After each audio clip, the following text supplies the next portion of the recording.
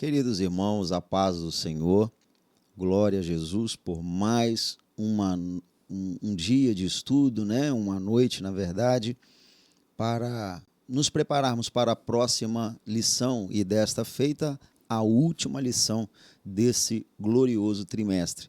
Essa revista que tem sido uma bênção para cada um de nós e nós encerraremos no próximo domingo, no dia 26 de dezembro de 2021.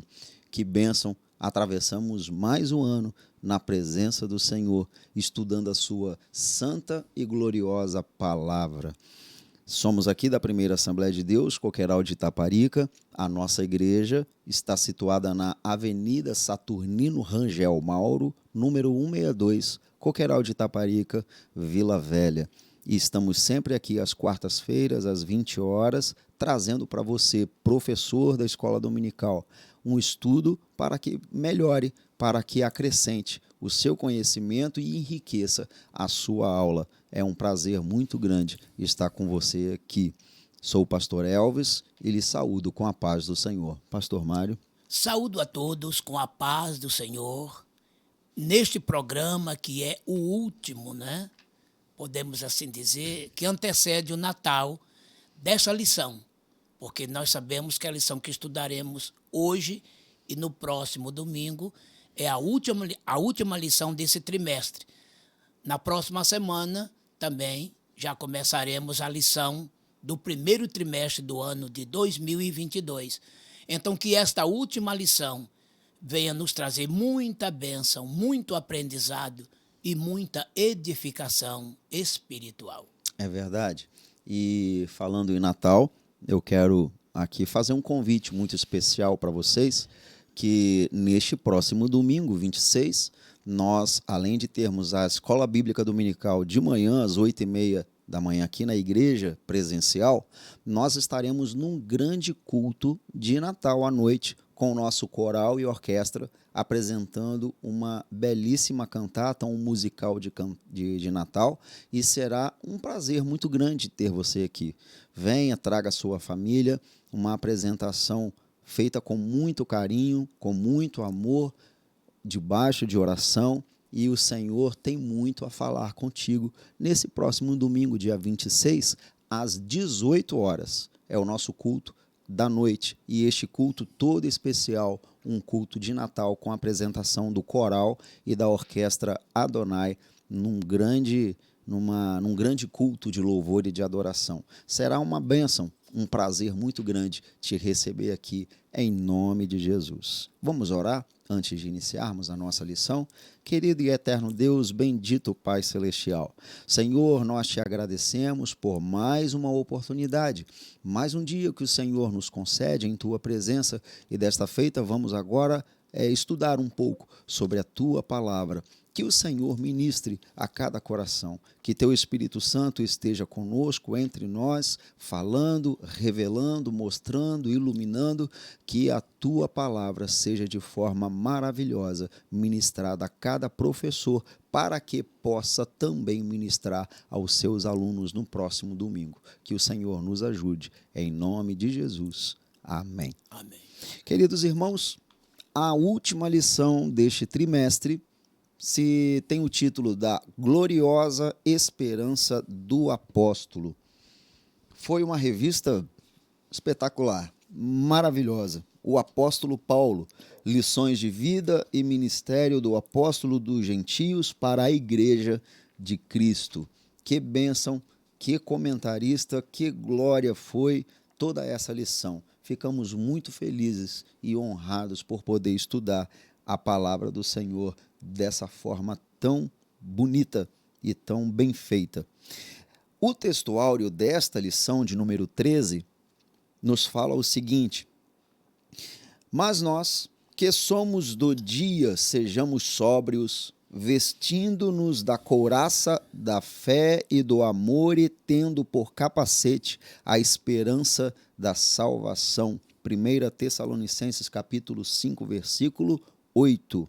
A verdade prática nos diz o seguinte: a esperança gloriosa da volta de Jesus traz sobriedade para as nossas vidas e disposição para exercer a fé e o amor em esperança. A leitura bíblica em classe, queridos, está na segunda carta a Timóteo, capítulo 4, versículos 6 a 8, e 1 Tessalonicenses, capítulo 5, versículos 1 a 11. E nos fala bem assim, então, a palavra do Senhor. Porque eu já estou sendo oferecido por aspersão de sacrifício, e o tempo da minha partida está próximo. Combati o bom combate, acabei a carreira, guardei a fé. Desde agora a coroa da justiça me está guardada, a qual o Senhor, justo juiz, me dará naquele dia, e não somente a mim, mas também a todos os que amarem a sua vinda. 1 Tessalonicenses, capítulo 5.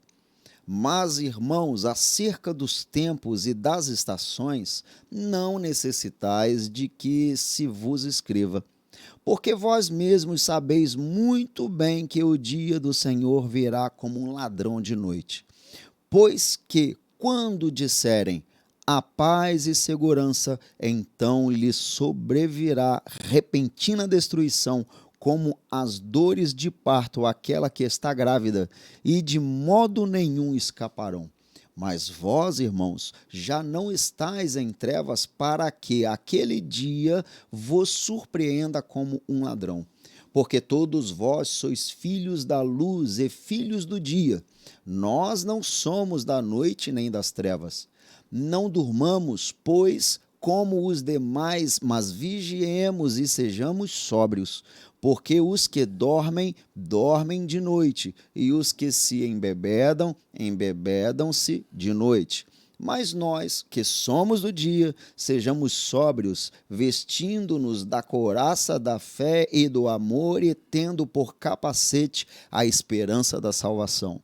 Porque Deus não nos destinou para a ira, mas para a aquisição da salvação por nosso Senhor Jesus Cristo, que morreu por nós, para que, quer vigiemos, quer durmamos, vivamos juntamente com ele. Pelo que exortai-vos uns aos outros e edificai-vos uns aos outros, como também o fazeis. Essa foi a leitura bíblica em classe, e nós vamos ler então a introdução desta última lição. A última lição desse trimestre nos mostra que não podemos perder a esperança do céu em meio ao sofrimento e tribulações nesta terra. Essa esperança é a fonte da força dos fiéis que se apegam no que Deus realizou em Cristo Jesus. E a garantia dessa esperança é o fato de que o Espírito Santo nos fortalece, renova e confirma a herança eterna do nosso Deus. Que a esperança do apóstolo Paulo seja a nossa também. A esperança gloriosa da igreja é que Jesus breve voltará para levar para si um povo especial, zeloso e de boas obras.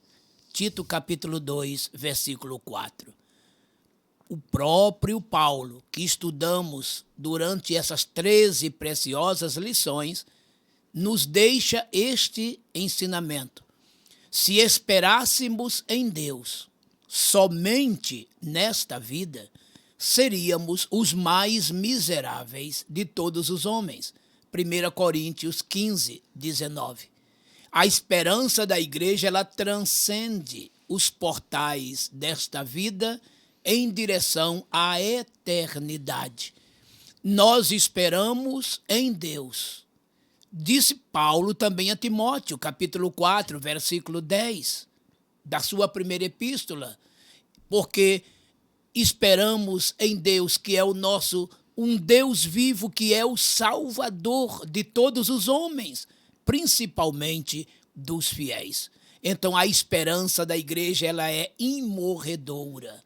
A esperança da igreja não está atada às coisas desta vida, e sim aquela que atravessa, os umbrais da vida eterna.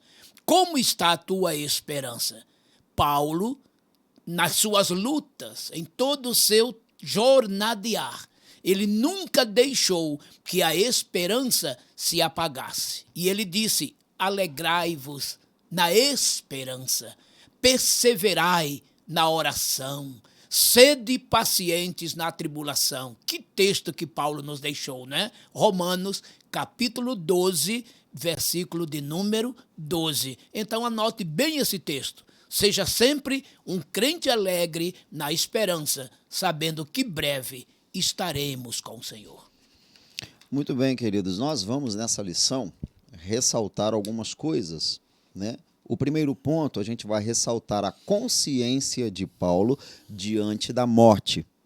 Segundo, nós vamos apresentar a doutrina bíblica de Paulo sobre a volta do Senhor. E o terceiro, nós vamos expor sobre os tempos e as estações até a volta do Senhor. Esta é a lição que nós vamos, a partir de agora, estudar. Nos fala o seguinte, o primeiro tópico, a consciência de Paulo diante da morte. Primeiro subtópico, uma morte como oferta de sacrifício, 2 Timóteo 4,6. O Espírito Santo que guiava o apóstolo Paulo em tudo o fez sentir que o tempo da sua partida estava próximo. Nesse sentido, o apóstolo via o seu martírio iminente como uma oferta apresentada sobre o altar do sacrifício. Essa consciência clara de que haveria de padecer pelo nome de Jesus não o permitia ter medo ou frustração diante da morte. É preciso ter a consciência de que, se não encontrarmos o Senhor por meio do arrebatamento da igreja, o encontraremos por meio da morte. Por intermédio do Espírito Santo, nos prepararemos para esse tempo em esperança. 1 Tessalonicenses 5, de 13 a 18. Meus amados irmãos e amigos, temos que ter coragem, paciência e graça de Deus. Não é preciso ninguém ter medo da morte.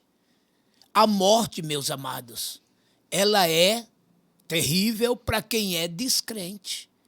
Mas para o servo de Deus, a serva de Deus, a morte nos serve de veículo para nos levar ao encontro do Senhor.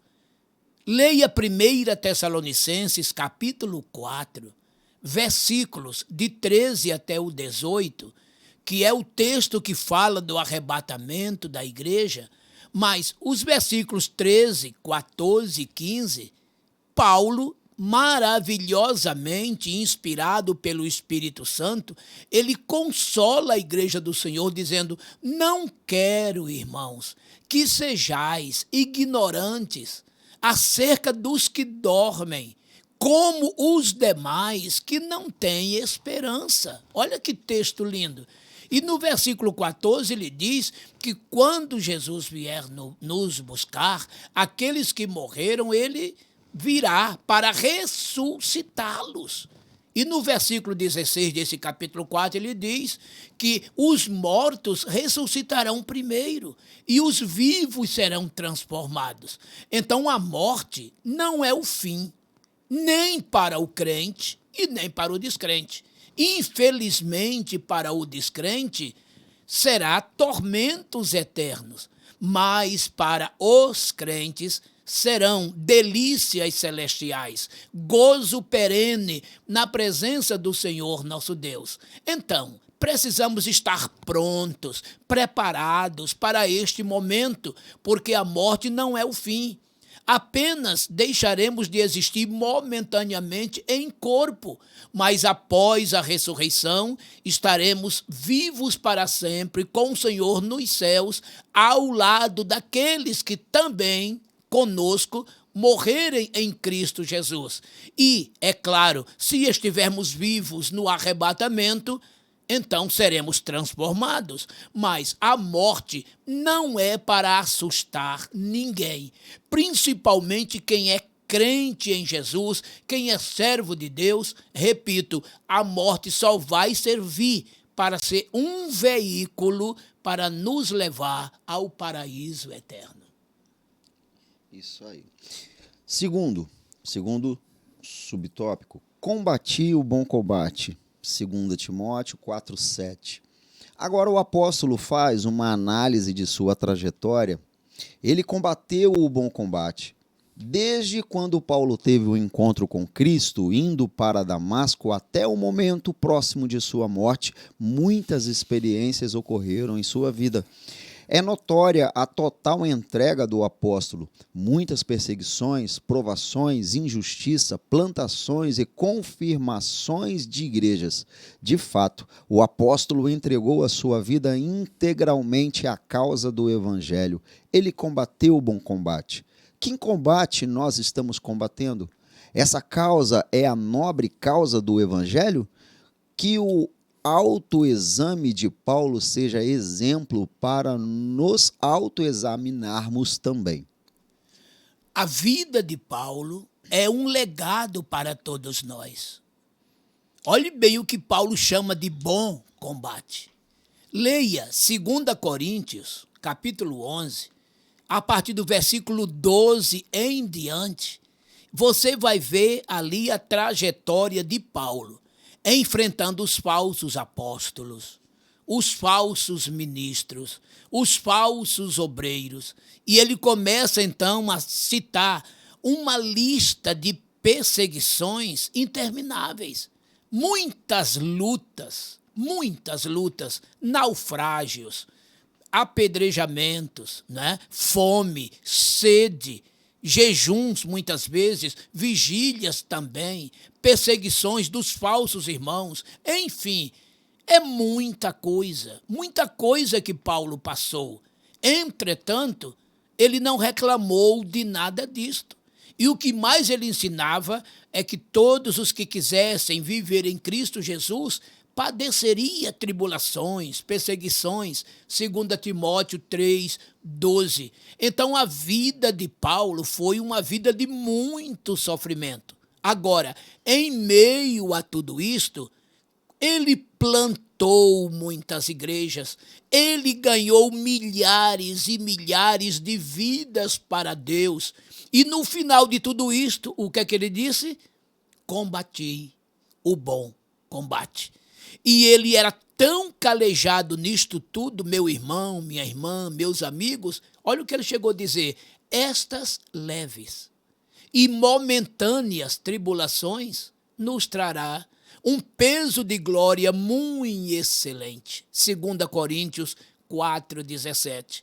E o que é que acontece com a gente? Qualquer tribulaçãozinha, qualquer lutazinha que passamos, nós achamos aquilo, né? Um gigante, uma coisa tremenda, não aguentamos mais. E se a gente for analisar a vida de Paulo, sentimos até vergonha, porque não passamos o que ele passou, não sofremos o que ele sofreu. Entretanto, ele dizia que tudo aquilo que ele passou era leve, era momentâneos. No que tocava ao que haveria de vir, o peso eterno da glória do Senhor. Então, podemos dizer, como Paulo disse, combati o bom combate? Espero que sim. Muito bem. Terceiro subtópico aqui deste primeiro ponto, nós estamos na consciência de Paulo diante da morte. Nós vamos ler agora o terceiro, gratidão e esperança, que está em 2 Timóteo 4, 7 e 8. Além de combater o bom combate, o apóstolo acabou a carreira e guardou a fé. Mais importante que começar é a forma como terminaremos a carreira. O apóstolo tinha consciência da carreira que percorreu, da fé que guardou. Durante os anos de ministério, sua fé permaneceu pujante, robusta, o que lhe permitiu olhar para a sua circunstância com atitude serena. Embora não pudesse evitar a morte física, sabia que estar com o Senhor era a coroação de sua trajetória. Aí ele fala, temos confiança e desejamos antes deixar este corpo para habitar com o Senhor, 2 Coríntios 5:8. Partir e estar com Cristo. o que é incomparavelmente melhor. O apóstolo nos ensina que é preciso olhar para o futuro com a certeza do nosso galardão e enxergar pela fé que o nosso trabalho não é vão no Senhor. 1 Coríntios 15, 58, pois há uma coroa de justiça guardada para cada crente em Jesus. 2 Timóteo 4, 8. Estamos nas mãos do justo juiz. Eu disse no subtópico anterior que a vida de Paulo foi um verdadeiro legado para cada um de nós. E digo neste agora que a sua morte também não é diferente. Porque o importante é não somente começar bem, e sim terminar bem. Olha o que ele disse: combati o bom combate. Ele começou bem, como bom soldado. Que, aliás, ele dizia para Timóteo, né? Sofre comigo as aflições como bom soldado de Cristo Jesus. 2 Timóteo 2. Leia a partir do versículo 1 em diante. Mas aqui agora ele diz: acabei a carreira. E o que se vê em Paulo é um homem que chegava ao fim da jornada com uma fé inabalável, forte, robusta, até muito mais do que quando ele começou. Porque quando ele começou, é claro, né? Foi uma coisa tão forte, de maneira atômica, que foi aquele aparecimento de Jesus a ele lá no deserto da Judéia. E já de começo ele enfrentou aquelas lutas, o povo não acreditando nele, porque ele era até então um perseguidor. Dali para frente, a fé de Paulo foi se solidificando e se sustentabilizou. E agora, ele dizia com toda ousadia: acabei a carreira. Ele chegava ao seu final. Irmãos, temos uma trajetória. Estávamos caídos no pecado, no lodaçal. Deus nos levanta e nos põe de pé. Ezequiel 2 e 1. E começamos a andar. Miqueias 2:10. Levantai-vos e andai, porque não é aqui o vosso descanso, por causa da corrupção que destrói, sim, que destrói grandemente. Então nos levantamos, começamos a andar. E andar com quem? Andar com Deus. Gênesis 5:24. Gênesis 6:9. Andar com Jesus. Colossenses 2:6. Andar no Espírito. Romanos 8:1. E por fim, começamos a correr como um bom atleta. Disse o escritor aos Hebreus: portanto, nós, que estamos rodeados de uma tão grande nuvem de testemunhas, deixemos todo o embaraço e o pecado que tão de perto nos rodeiam e corramos com paciência a carreira que nos está proposta. Hebreus 12:1. E aqui Paulo também fala do atleta, né? Em 1 Coríntios 9, de 24 em diante, que o atleta ele tem que se abster de tantas coisas para que esteja bem preparado para correr e receber o prêmio no final. E Paulo fez isto. Ele acabou a carreira. Mas se a sua carreira acabou, a sua fé não. Ele aguardou. Guardou esta fé que lhe fez saltar para a vida eterna por meio da graça que ele tanto ensinava. E agora a sua esperança era tão maravilhosamente forte que ele dizia: agora só me resta a coroa, que o justo juiz me dará naquele dia. E não é somente a mim, mas a todos que amarem a sua vinda. Olha o que acontece com um homem de Deus, com uma mulher que serve a Deus de coração. A sua fé lhe faz o quê? Que ele seja um bom soldado, que tenha um bom combate, que acabe a carreira e que tenha a esperança maior de ser galardoado lá no céu. Que você possa também, como Paulo, receber a mesma coroa, trabalhando como ele trabalhou.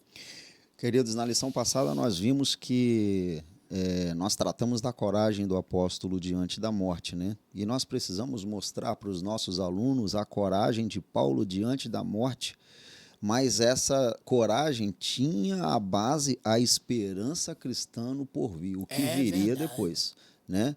A coragem dele era baseado nisso. Ele sabia muito bem o que aguardava, né? Filipenses... E sabia pelo que lutava, pelo né? que lutava.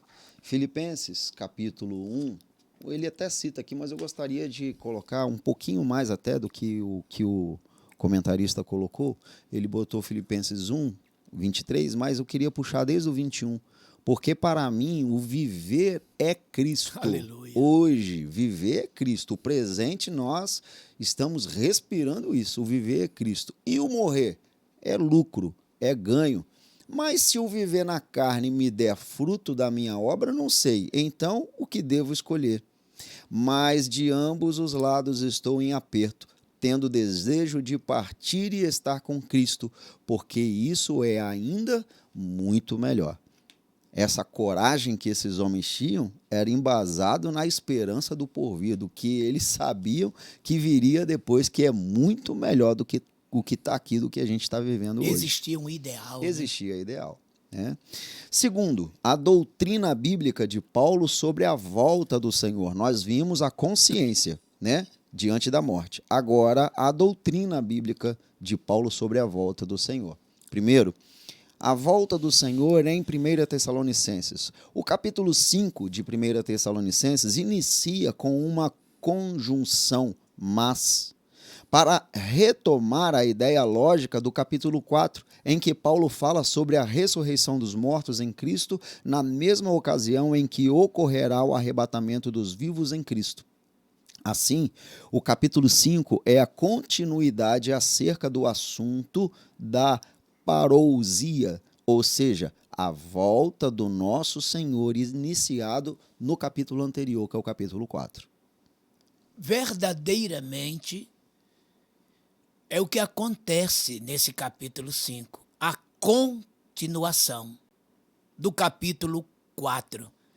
Porque, conforme já citei até no tópico anterior, né? 1 Tessalonicenses 4, de 13 a 18, onde Paulo fala da volta de Jesus Cristo, do arrebatamento da igreja. E aqui no capítulo 5, ele está dando sequência a este assunto, avisando-nos que Jesus está voltando para buscar a sua igreja. Aquilo que os anjos falaram aos discípulos na assunção de Jesus, em Atos 1, 11, quando ele disse assim: varões galileus, por que estáis olhando para cima? Este Jesus, que dentre vós foi recebido lá no céu, virá outra vez. Glórias a Jesus. E é isso que Paulo depois deu sequência a este ensinamento angelical. Ele, o próprio apóstolo Pedro e os demais apóstolos, mas principalmente Paulo, foi quem mais falou desta segunda vinda de Jesus, tanto do arrebatamento quanto da volta de Jesus em glória, que estaremos falando nos próximos tópicos. Então, na verdade, eu e você precisamos estar prontos, preparados para este momento, porque a qualquer momento a trombeta vai tocar. E quem pronto estiver, arrebatado será. Vamos de escatologia um pouquinho, rapidinho. As duas fases dessa vinda. É o segundo subtópico aí da doutrina bíblica de Paulo sobre a volta de Jesus. A volta de Cristo se dará em duas fases. A primeira apenas para os salvos, em que o nosso Senhor virá nas nuvens para se encontrar com a sua noiva, a igreja. O apóstolo nos mostra que nessa ocasião os mortos em Cristo ressuscitarão primeiro e os vivos serão arrebatados para estarem com o Senhor nos ares. Essa fase é invisível para o mundo, nenhum olho verá, somente os dos salvos. Entretanto, na segunda fase da vinda do Senhor, todo olho verá. Está em Apocalipse 1:7. Será uma chegada em que o nosso Senhor descerá em glória e literalmente será visto pelo mundo todo e especialmente pelos judeus. Zacarias 14:2 e 3.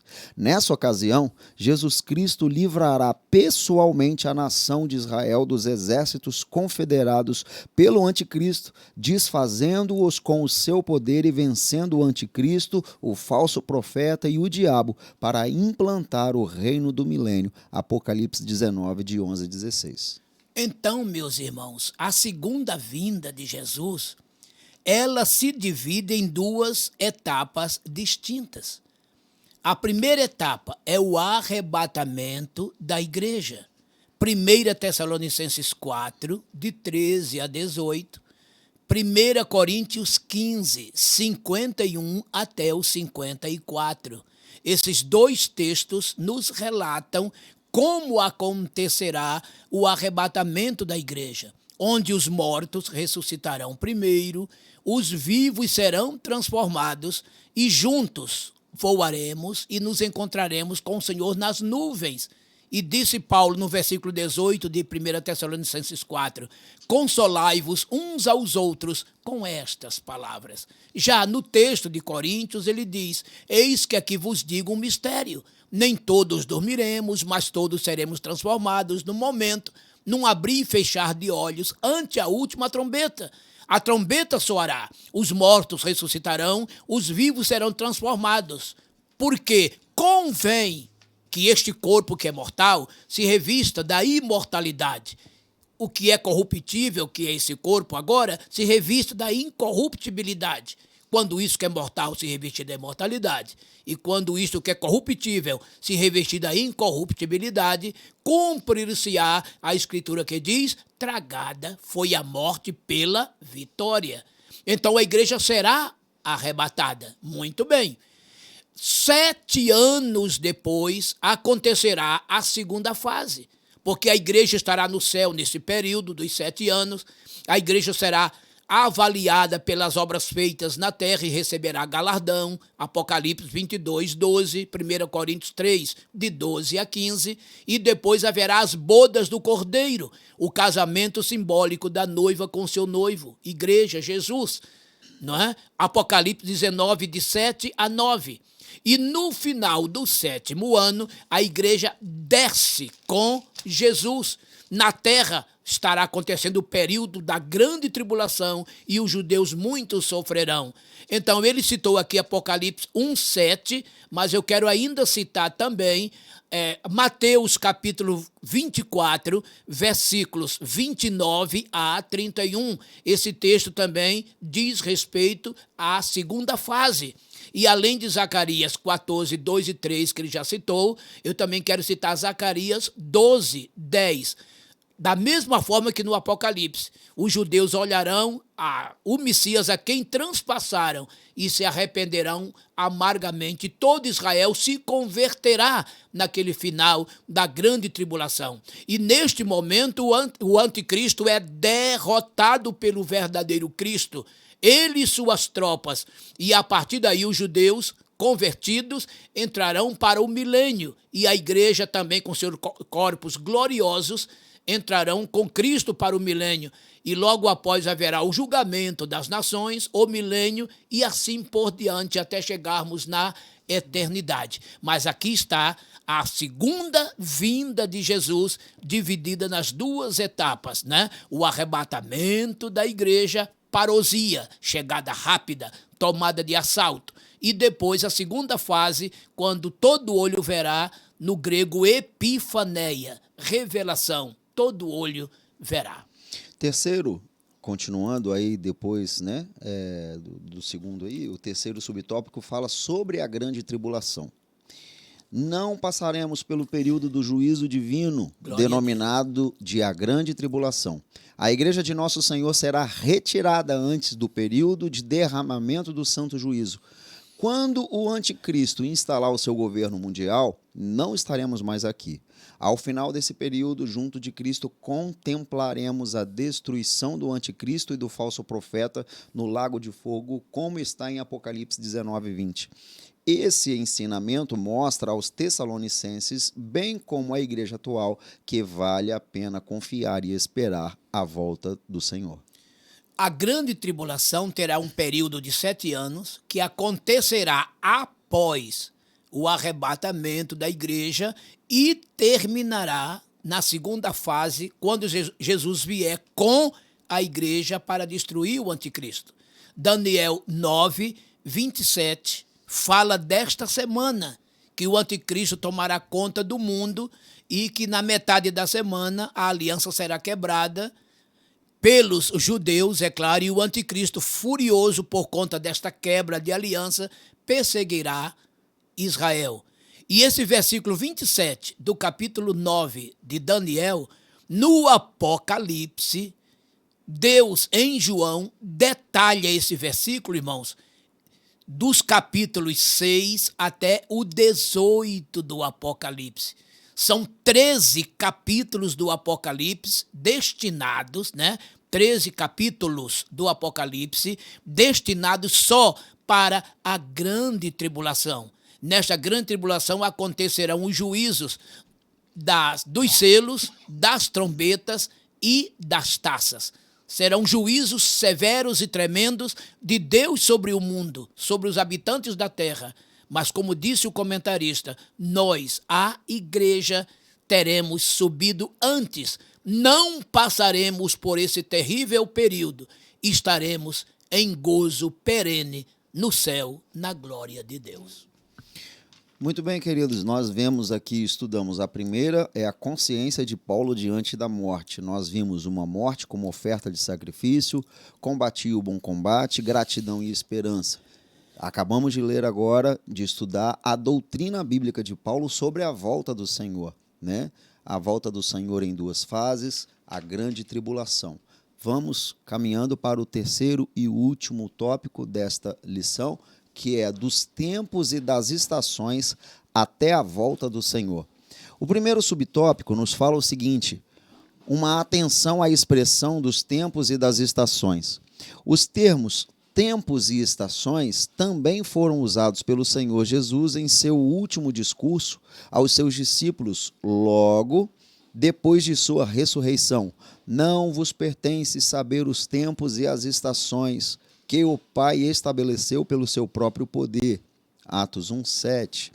Tanto os termos em 1 Tessalonicenses quanto em Atos dos Apóstolos trazem a noção da iminência da volta do Senhor. Por isso, devemos viver em vigilância em todo o tempo, não procurando adivinhar datas ou períodos, pois não sabemos o dia nem a hora que o nosso Senhor há de voltar. Com toda a certeza, não sabemos. Em Mateus capítulo 24, versículo 36, está escrito: daquele dia e hora ninguém sabe, nem o Filho, nem os anjos, mas unicamente meu Pai. É claro que quando Jesus falou isso, nem o Filho, ele estava em carne, como homem, na sua condição limitada. Depois da sua ressurreição, e quando ele disse, agora me é dado todo o poder, Mateus 28, 18, então ele recupera todos os seus atributos. Agora, como Cristo glorificado, ressurreto, é claro que ele sabe, porque agora ele é Deus em toda a sua plenitude, não é? E quando ele estava em homem, como homem humanizado, é claro que ele estava limitado. Isso é fato, é ponto pacífico. Mas agora ele está dizendo que ninguém sabe, nem os anjos. Os anjos permanecem sem saber, mas unicamente a Trindade. Isso quer dizer que é um pecado, sabe? Alguém querer estar marcando época, tempo da volta de Jesus. E hoje em dia, então, tomem cuidado, porque qualquer sinal, qualquer coisa que acontece aí, alguém já fica dizendo que Jesus está voltando, e na verdade está, mas o pior é que eles querem marcar data. No que eles citam personagens, que alguém pode ser o anticristo e fulano pode ser o anticristo. Irmão, não se dá para dizer nada, marcar nada, porque se Jesus voltar nesses 20, 30 anos, é claro que o anticristo já está aí. Que ele vai ser um homem devidamente idôneo, amadurecido, né? Para saber governar. Mas se Jesus voltar daqui a 100 anos, o anticristo não existe ainda, né? É claro que não esperamos Jesus para daqui a 100 anos. Esperamos para hoje. Agora, dizer que o anticristo já está aí, que o falso profeta já está aí, isso é besterol teológico. Porque só com a vinda de Jesus é que vai se saber se ele está ou não. E ninguém está credenciado, autorizado para dizer o dia e hora. Basta você olhar os tempos, as estações e vá analisando. Que está para ele chegar, isso está. Leia Lucas 21, de 25 a 28. Os sinais no sol, na lua, nas estrelas, na terra, a angústia das nações, homens desmaiando de terror, pela perplexidade das coisas, pelo bramido das ondas, pela expectação que há de vir sobre o mundo. Então, tudo isto nos avisa, né? Como Mateus 24, né? De 1 a 10, terremotos, maremotos, fome, pestes, guerras, rumores de guerras, tudo isso são sinais que anunciam que o tempo está próximo. Quando essas coisas começarem a acontecer, olhai para cima, levantai vossas cabeças, porque a vossa redenção está próxima. Lucas 21, 28. Então, os tempos e as estações nos servem para analisarmos e fazermos previsões, mas nada de precisões, viu? O tempo está nos dando uma prevenção, mas não pode prescindir, não pode dar aquela precisão de que ele está voltando, porque desse dia e hora ninguém sabe, somente Deus. Segundo subtópico, uma dimensão do espírito, uma dimensão do porvir. Entretanto, as Escrituras Sagradas mostram que o derramamento do Espírito Santo em Pentecoste anuncia os últimos dias, Atos 1:5, né? E Joel 2:30 também. Ora, o Espírito na vida da igreja é um anúncio de que brevemente o Senhor Jesus voltará. Não por acaso, em Atos 1:11, há esta gloriosa promessa: varões galileus, porque estáis olhando para os céus? Esse Jesus que dentre vós foi recebido no céu, há de vir assim como para o céu o vistes ir. Está muito claro isso aqui, não é? O próprio Joel disse: derramarei do meu espírito sobre toda a carne. Quando? Nos últimos dias. Nos últimos dias. Joel 2, 28 a 30. O Espírito na igreja, o Espírito Santo na igreja, é a maior mensagem, indicando que ele está a voltar a qualquer momento. Não espere Jesus para amanhã, nem para depois de amanhã. Espere ele para hoje, de preferência para agora. Precisamos estar prontos, porque esse momento está chegando. Orai e vigiai, para que não entreis em tentação, porque, na verdade, o espírito está pronto, mas a carne é fraca. Mateus 26, 41. E em Mateus 25, 13, Jesus manda nos vigiar, porque não sabemos quando chegará o tempo. Leia dos versículos 1 a 13, capítulo 25 de Mateus, sobre a parábola das 10 virgens. Então, o que está escrito na Bíblia são alertas para que estejamos prontos, para que nos preparemos a cada instante, porque Jesus virá a qualquer momento. E a coisa mais próxima, a próxima que temos, é o que João disse: filhinhos, é já a última hora. 1 João 2, 18. Estamos vivendo esta última hora, este último minuto, este último segundo. Ora vem, Senhor Jesus. Glória a Deus. Terceiro, espírito e porvir, temas da nossa pregação. Como pentecostais clássicos, a promessa do batismo no Espírito Santo, com evidência de falar em línguas, deve estar em nossos lábios. Preguemos sobre isso estimulemos a igreja a buscar essa promessa. Todavia, a promessa da bendita esperança deve estar em nossa proclamação. Não deixemos de dizer: Jesus breve voltará. A igreja de Cristo nasceu no fogo e debaixo da promessa da sua volta. Atos 1, 8 e 11. Esta tem que ser a principal tarefa da igreja de Cristo Jesus na face desta terra. Pregar o evangelho. Um evangelho que tem 4 colunas fundamentais: salvação, cura divina, batismo com o Espírito Santo e a volta de Jesus em breve. Este é o completo evangelho que Jesus nos mandou pregar. Pregai o evangelho a toda criatura. Quem crer e for batizado será salvo. Olha aqui a salvação. E ele diz mais: em meu nome expulsarão demônios, falarão novas línguas, pegarão nas serpentes, se beberem alguma coisa mortífera, não lhes fará dano algum, e imporão as mãos sobre os enfermos e os curarão. Versículos 17 e 18 do capítulo 15 de Marcos. Mas o texto todo vai dos versículos 15 até o 18. Então você vê no versículo 15 e 16, Jesus falando de salvação. Você vê aqui no versículo 17, ele falando: em meu nome falarão novas línguas, batismo com o Espírito Santo. Imporão as mãos sobre os enfermos e os curarão. Ele está falando aqui de cura divina. Expulsar demônios, aqui está falando de sinais, de maravilhas.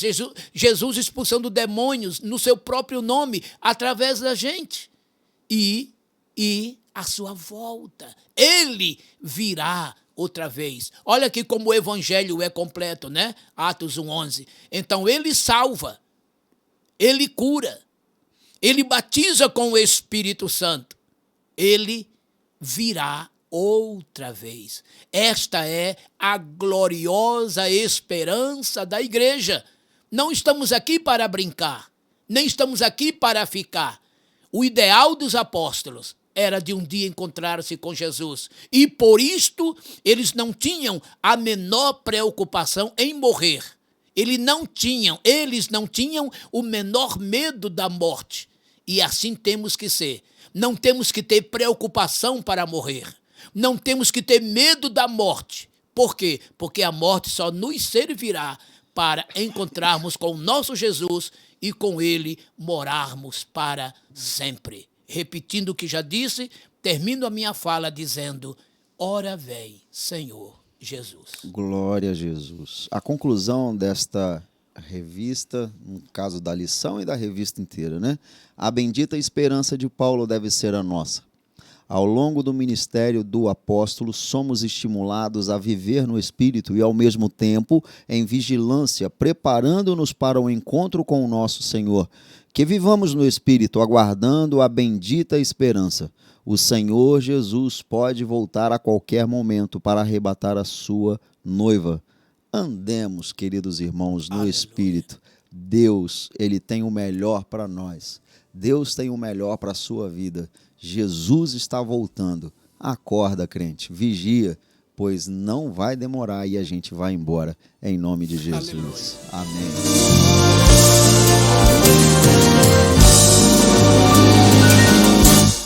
Com júbilo.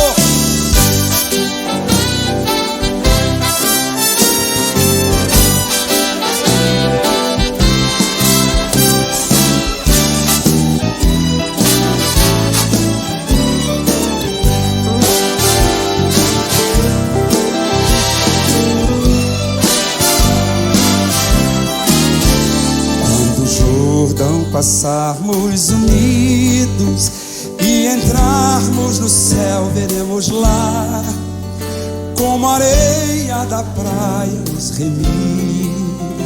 Oh, que gloriosa vista será! Comigo! Como a areia da praia, tantos como a areia do mar, que gozo sente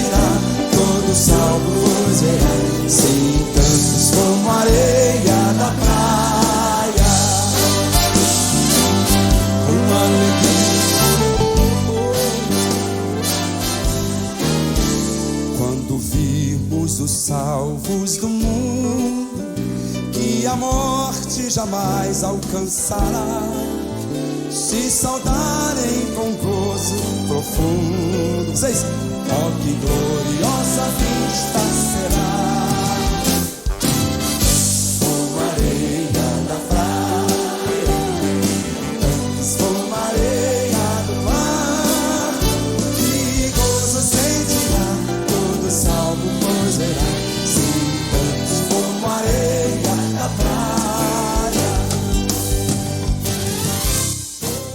Querido e eterno Deus, bendito Pai Celestial, Senhor, nós te agradecemos por esta tão maravilhosa revista. Estamos, Senhor, encerrando esse trimestre, estamos encerrando este ano e o Senhor nos oportunizou tantas lições maravilhosas durante todo esse tempo. Obrigado pelo teu zelo, Senhor, obrigado pelo teu amor, obrigado pelos teus mandamentos, pelos teus estatutos, pela Bíblia Sagrada, pela palavra do Senhor que muda a nossa vida, que clareia os nossos passos, ilumina todo esse caminho que o Senhor tem colocado para nós. Que o Senhor continue abençoando o teu povo, que o Senhor continue prosperando a escola bíblica dominical, que o Senhor abençoe a cada professor, que o Senhor abençoe a cada aluno. Meu Deus, que riqueza, que privilégio, que bênção nós recebemos do Senhor. Essa oportunidade é ímpar, é singular e nós te agradecemos por isso. Sê com cada professor, Senhor, neste próximo domingo, na ministração desta aula, desta lição, que o Senhor abençoe, que o Senhor prospere toda a classe, toda a igreja, toda a escola dominical, que o Senhor sempre esteja conosco. Nós te agradecemos e te pedimos em nome de Jesus Cristo. Amém. Querido irmão, muito obrigado por esse tempo que você tem passado aqui conosco. Nós agradecemos a você que sempre tem nos prestigiado. O ano está encerrando, nós estaremos na semana que vem com revista nova, com assunto novo, em um novo ano também, né, que vai iniciar, e será uma bênção, eu tenho certeza, como foi este ano também. Deus tem muito a fazer em nosso meio e através da nossa vida para todo esse povo que carece, que precisa da palavra do Senhor. E vamos aproveitar o momento para desejar a todos um Feliz Natal. Isso, né? aí, que Deus abençoe, que Deus te complete tudo na tua vida, que o Senhor seja o motivo real dessa festa. O Natal nós comemoramos sim, com muita alegria, com verdade. muita paz, com um prazer enorme, mas comemoramos porque é exclusivamente o nascimento de Jesus Cristo e nada além disso. Então esse é o motivo da nossa alegria. Então que o Senhor te faça muito feliz, te dê muita paz, muita alegria neste Natal e, por que não, no final do ano também, né? Que Deus também te dê um 2022 maravilhoso, glorioso. As adversidades virão, as tribulações estão aí, os problemas não vão embora, mas o Senhor também está conosco. Ele nos acompanha, nos fortalece, nos sustenta e nos dá alegria para a gente viver bem, viver feliz, aguardando o seu retorno em nome de Jesus. Pastor Mário, nas considerações. Um Feliz Natal para todos vocês. Que o incomensurável amor ágape de Jeová, o onipotente Deus Pai, que a graça inefável de Jesus Cristo, o onipresente Deus Filho e a divina comunhão do onisciente Deus Espírito Santo seja com toda a igreja do Senhor que ama e aguarda a vinda do seu noivo hoje e sempre. Amém.